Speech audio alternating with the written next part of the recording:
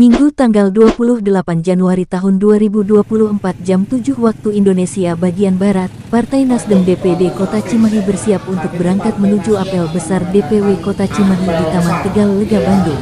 Tingkat Jawa Barat, yaitu yang diselenggarakan oleh DPW Nasdem Jawa Barat, dan insya Allah di Tegal Lega kita juga akan mulai jam 8 pagi, maka kita berangkat dari Cimahi jam 7 jam berangkat.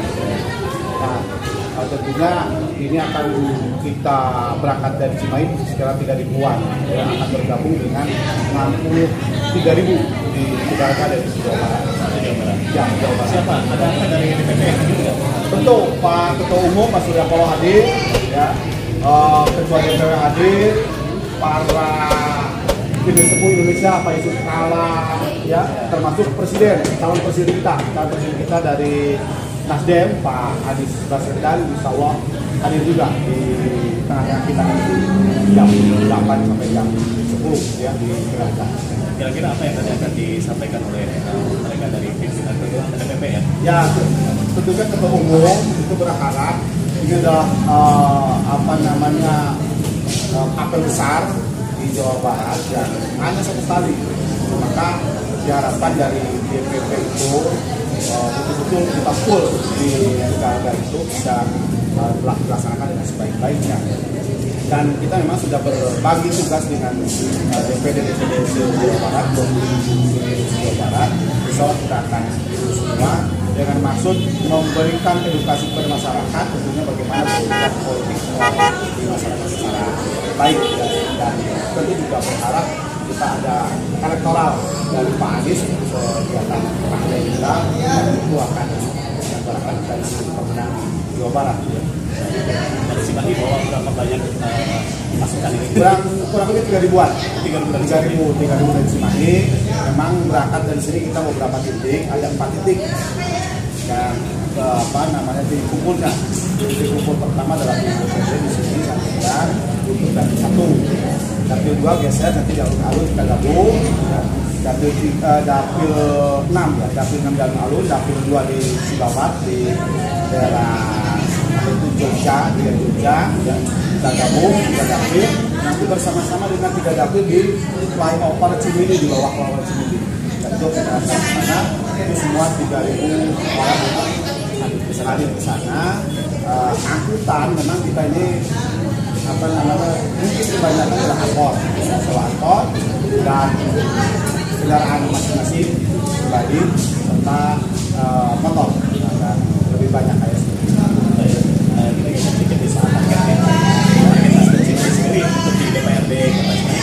kalau dengan saya tetap kita dengan jabatan 8 kursi, dan saat ini kita mendapatkan 4 kursi ya, di 2 kali pemilu. Insya Allah yang ketiga ini kita akan dapatkan 8 kursi. Tentu usaha kita akan mendapatkan sebaik-baiknya agar target itu menjadi pasti. 8 itu artinya naik atau ya naik Pak, ya 100%. Jadi kemarin kan baru pastian jadi dapat. Saya optimis kalau kita partai optimis itu akan bisa dapat. Apa langkah-langkah yang dilakukan supaya itu bisa terwujud di Kota Cimahi? Ya tentu kami pertama adalah tentang calon itu sendiri. Kan dari jauh hari sebelumnya kita di 2 tahun yang lalu sudah merekrut kawan-kawan yang punya potensi, baik dari kalangan pengusaha, kalangan pensiunan ASN, bahkan TNI yang di sini rata-rata ada TNI di sini pangkat kolonel, pensiunan kolonel, ada 6 orang yang ada di kita, ya. Ada ASN, kepala dinas, mantan sekdis yang ada di kita. Ini kan potensi untuk meraih suara sebanyak-banyak. Jadi insya Allah ada target untuk optimis kita bisa dapat kursi, ya. Dan langkah berikutnya tentu kami selalu melakukan konsolidasi baik dengan tatanan internal dalam struktur partai ataupun dengan para calon presiden. Ya. Kalau itu seandainya nanti terwujud pada kursi 8 ini diraih di berbagai Cimahi, apa yang bisa disampaikan kepada masyarakat yang akan dilakukan oleh Nasdem? Ya, kita tentu pasti berharap dari diri kita sendiri sudah niatan bahwa niatan kita ikut membangun kota, ya, ikut memberikan kontribusi, ikut memberikan manfaat kepada masyarakat. Itu tujuan kami, sehingga kami partai besar itu harus memberikan kontribusi juga lebih besar dari apa yang sudah didapat sebelumnya. Dan kita berkomitmen dengan para caleg dan nanti akan dari anggota DPRD itu harus turun di masyarakat. Nah kalau kami punya sistem pemacara bahwa pada saat kita melakukan kegiatan itu harus berikan manfaat kepada masyarakat. Ini tujuan utama kami, ya. Kemaslahatan, kebaikan, pembangunan yang berkesinambungan itu yang kita harapkan ke depan dari kawan-kawan caleg dan sedikit posisi Pak Haji sebagai anggota dewan saat ini Pak. Tidak ini kami tanyakan adalah saat ini kan masa aktif atau masa tugas hanya sampai bulan Agustus Pak. Dan berarti 8 bulan di tahun 2024. Apakah ini juga akan efektif untuk seluruh program yang sudah disampaikan pada saat rapat waktu itu ini bisa terwujud? Ya. Tapi kita selalu optimis lah melihatnya, memandang optimis, walaupun memang pasti ada kendala, tiap tahapan bisa ada kendala. Tetapi kalau melihat perjalanan, karena kita semangat juga semangat membangun ini, apapun itu harus kita lakukan, ya. Dan realisasinya tentu termasuk kami dari pokok pimpinan dewan, saya termasuk saya, insya Allah itu adalah bagian yang terpenting untuk memberikan kontribusi tadi. Ya. Kalau seandainya di masyarakat ternyata masih ada banyak yang belum, ya tentu juga ini kan yang anggaran yang baik. Nah ini kan selain dari waktu yang lebih pendek Pak tahun anggaran ini ya, teman-teman juga di Dewan 100% kabarnya mencalonkan juga termasuk Bapak sebagai dari Nasdem gitu Pak. Nah ini ada saran nggak nih dari seorang Pak Haji Mansari untuk semua teman-teman di Dewan sendiri agar efektif nih 8 bulan ini benar-benar memenuhi semua target-target pembangunan yang ya, ini kan komitmen itu harus dibangun dari diri pribadi, ya diri sendiri. Dari 45 anggota dewan yang satu insya Allah barangkali sebagai bisa calonkan, ada sih yang dilakukan, ada yang melakukan komisi, ada, ya, tapi tidak signifikan dari beberapa orang. Nah ini dengan 8 bulan ini target kita, rencana kita, apalagi dengan pembangunan yang ini dari April kita juga harus kita kontrol dengan baik dan sisi fisik dari ini harus kita siapkan. Dan saya juga percaya kawan-kawan ya, tidak duduk, tidak diam, dan harus terus bergerak untuk perbaikan masyarakat. Urusan menang, kalah itu menghasil dari perjuangan dan tentunya adalah tentunya Allah yang berusaha. Menang tidaknya itu Allah, tapi kita tidak berusaha.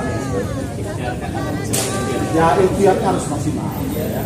Yang paling prioritas sebagai untuk Cimahi di waktu yang 8 bulan ini apa yang perlu ini dilakukan dalam sekian banyak program? Ya program yang pertama dari infrastruktur itu adalah yang saat ini terjadi justru banjir karena banjir ini makin meluas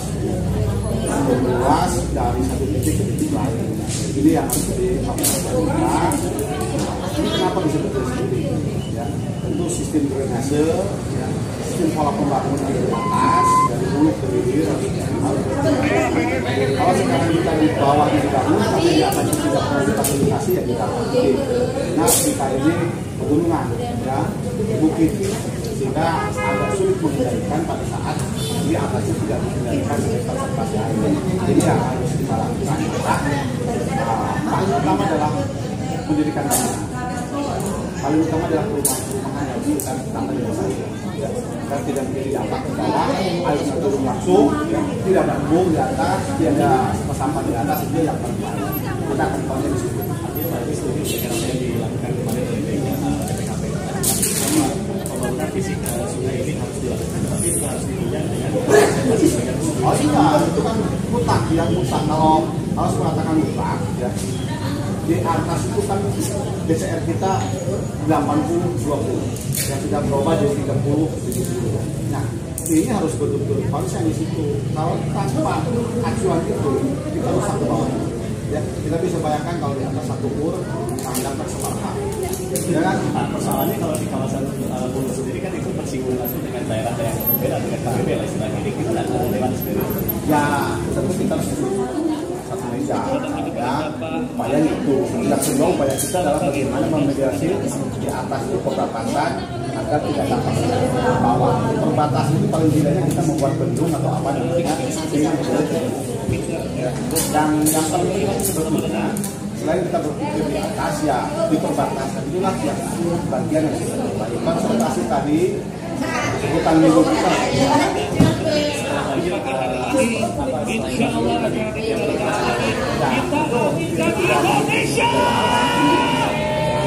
kita Indonesia. Konsep terhadap apa namanya suatu bidang harus bidang usaha khususnya dalam ini bidang kreativitas yang lain tentu bagaimana membuat kreativitas orang-orang di sini yang baik. Saya pikir ini sudah penunjang ekonomi kita sudah cukup banyak. Ternyata ada orang-orang yang kreatif yang kita. Dari saya melihat miniatur kereta api, pesawat, miniatur alat-alat musik dan sebagainya. Kalau kita nggak bina, ya tentu maju. Ya. Bagaimana mereka bisa membuat, bagaimana mereka bisa menggunakan sehingga hasilnya jelas, ngalir jelas. Tiga yang saya minta tadi satu pertama SDM, yang kedua apa lagi? Yang ketiga ini bagaimana cara mengatur administrasi yang baik. Ya, kependudukan ini kan juga masih ada sedikit, bukan sangat jauh tapi juga ada perbaikan. Tapi bagaimana administrasi kependudukan, administrasi kesehatan, karena permasalahan yang cukup rawan juga dari sistem kesehatan kita, ya, penyelenggaraan kesehatan kita, di mana BPJS kadang-kadang menjadi alat susahnya masyarakat untuk mengakses, masuk rumah sakit juga susah untuk diakses. Kalau orang-orang yang punya kemampuan keuangan salah, tapi rata-rata di desa masih ada orang yang memiliki kemampuan di bawah. Ini yang agak sulit. Saya sebagai anggota dewan banyak pengaduan dari masyarakat dalam hal itu. Nah, ini alasannya penulah, alasannya inilah, alasannya ini kan harus didominasi. Ketiga poin itu berkaitan dengan infrastruktur, bagaimana pengaduan sumber daya manusia dan juga bagaimana pendidikan kesehatan tidak baik-baik. Artinya hak dasar warga masyarakat ya. Ya, dia ada penyelenggaraan apa namanya hak dasar masyarakat harus silakan. Siap, sehat selalu ya. Siap, terima kasih. Insya Allah. Izin ya. Sosial yang lainnya itu kan harus dilakukan dengan kota. Saya hanya di RW itu saja. 15 saja, kan 400 saja tadi. Sama semua terakomodir ya. Insya Allah kita selesaikan semua dan insya Allah mudah-mudahan ya memberikan jalan yang mudah buat kita.